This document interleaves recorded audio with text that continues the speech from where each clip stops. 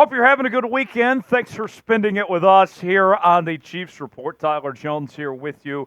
And on today's show, we are going to go over 4 potential free agent targets for your Kansas City Chiefs, players they could make a move for as they still have a significant amount of cap space prior to 2024 Chiefs training camp. We'll go over the list, go over the cap situation, how things add up for Kansas City coming up in just a bit. Before we do, my guy Mitchell Renz over at the Raiders Report, he was talking smack, and he said, Tyler, the most likes you've got on a video this entire month was 472. There is no way you guys can get 1,000 likes on a video. And I said, Mitch, we're going to prove you wrong because Chiefs Kingdom, there is no kingdom like the Chiefs Kingdom. Best fans in the NFL. We're going to show them who's boss. So if you want to piss off Mitch in Raider Nation, you know what to do. Like today's video. Let's get 1,000 likes on today's show. Make it happen. We'll get started with today's program.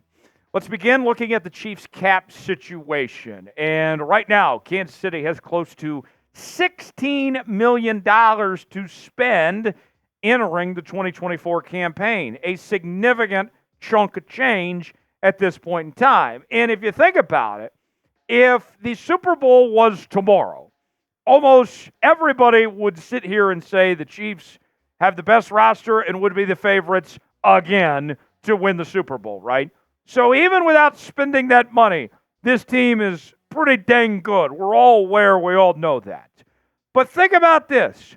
If you got the money to spend, you might as well spend it, right? It's like getting a cake, and the cake's got some, good flavor, if you will. But I'm going to add some icing. Maybe I'm going to add some sprinkles. Maybe I'm going to add the candles to it. That's what you're looking at. The foundation's there. Pieces are there to get a third straight Super Bowl title. But you got the opportunity to add more. Why not add more? So let's begin with Stephon Gilmore at the corner position. And when you look at the Chiefs' situation at the corner spot, there's not an obvious replacement for L'Jarius Sneed after he departed for Tennessee, right?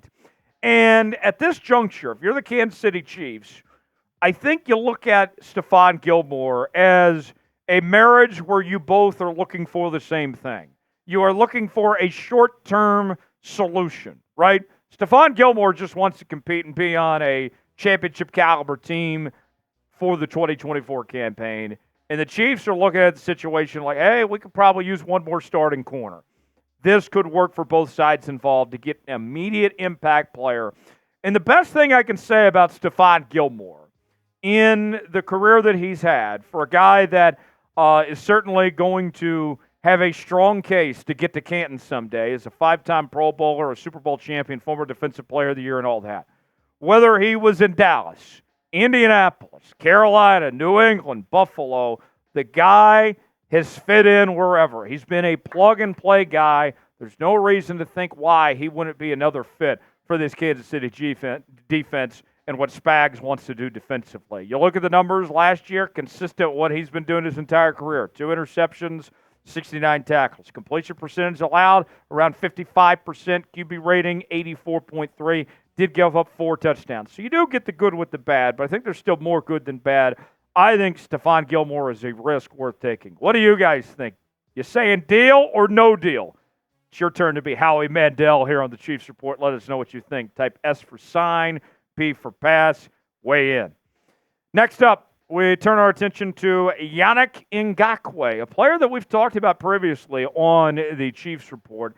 And if you know me, one of my favorite things when it comes to talking defense, specifically with pass rushers, is the old adage that you can never have too many pass rushers. And you look at Ngakoue. He's had a very good career, right? But he's coming off a disappointing season in 2023. He's in a situation where he's not going to get the money that he once made earlier in his career. He's looking for a proven contract, about 1 year's $4.5 million realistically for Ngakoue. This is a low-risk situation. You pay him the $4.5 million, you get another rotational pass rusher, and you see what happens here. This is somebody that we mentioned has been a Pro Bowler, led the NFL in forced fumbles. He's recorded 8+ sacks in each of his first 7 seasons, kind of like what we talked about earlier with Gilmore. whatever uniform it's been, Bears, Colts, Raiders, Ravens, Vikings, Jags, he has been successful. And if you're the Kansas City Chiefs, what you would be hoping for, if you bring in Yannick Ngakoue, is that you get the version you saw in 2022 and 2021. Although, if you just pay him $4.5 billion and he comes up with 4 sacks, it wouldn't be ideal, but it wouldn't be the end of the world. But if you get the version we saw in 2022 and 2021 at that price tag, then watch out. We already know this defense is going to be good.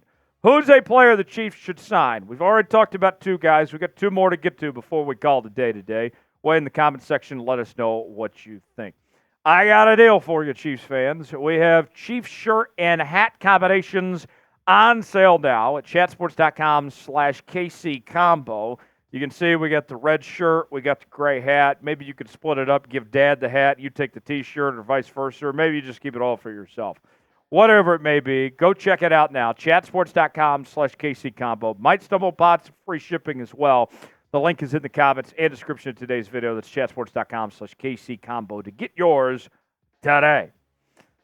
All right, let's stay on defense now, and this is where we find Justin Simmons at the safety position, who was with the arch-rival Denver Broncos over the last couple of seasons. I'm surprised that he still remains on the free agent market at this juncture. He was one of the best safeties on the market to begin free agency. But now let's talk about the Chiefs situation. Where does Simmons factor into the equation here? You think about Spags. Spags, one of, if not the best defensive coordinators in all of football. He could get really creative here. Think about this. Reed, Cook, and Hicks, right? You got those 3 already. If I add Simmons, then all of a sudden, between the 4 guys, then I got some flexibility of how I can play 3 safeties at a time and really maximize when it comes to pass coverage and the ability to get after the quarterback and all that. That adds another element to the defense that the Chiefs' defense doesn't have right now if you bring in a guy like Justin Simmons potentially. And Simmons coming off a very good year. This is what blows my mind of him being a free agent at this point, is that he was just a second-team All-Pro last season, 4 straight years from 2019, 2021, 2022, where he was a second-team All-Pro. Co-leader in interceptions back in 2022, so he's got a knack for getting after the football. Last year, 3 interceptions, 2 forced fumbles, 6 interceptions, 3 forced fumbles the year prior to that. Coverage statistics, not great. Completion percentage allowed about 64%. Quarterback rating of 85.9, but I've seen a whole lot worse. So I can live with that from Justin Simmons. What do you guys think? If you had to pick one to sign, if you're Kansas City, would you rather go Yannick or would you rather go with Simmons? Type YN for Yannick Ngakoue. Type JS for Justin Simmons. Weigh in the comment section and let us know.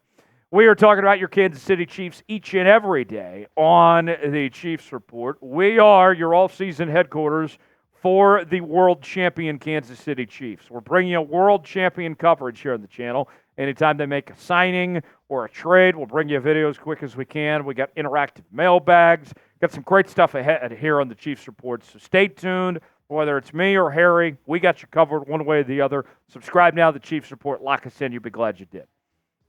All right, one more for you. Let's talk offense now.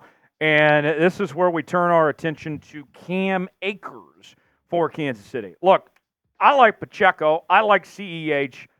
You got a good 2-headed backfield there. But beyond that, then I start to have some question marks when it comes to this running game for Kansas City. I'm not very confident in the other running backs beyond that. And we've seen over the years that Andy Reid likes to use a little bit of everybody, right? He's going to need 3 or 4 running backs to get through the season.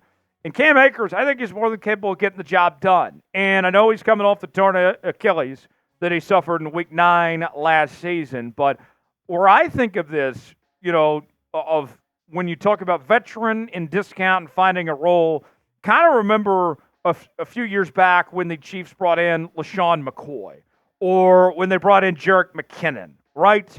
Cam Akers, this would be, to me, that mold you're looking for. I'm not asking him to be my bell cow, but I'm asking him to be that number 3 guy, to check in on third down every now and then, maybe help out when it comes to pass blocking here and there. Cam Akers, it's been a bit since we've seen him play at a really good level. His last solid year, you go back to 2022 when he averaged 4.2 yards per carry and 7 touchdowns. But I'm not asking him to be the workhorse, just asking him to be that number 3 back. I think he would be a good fit for Kansas City in that sense.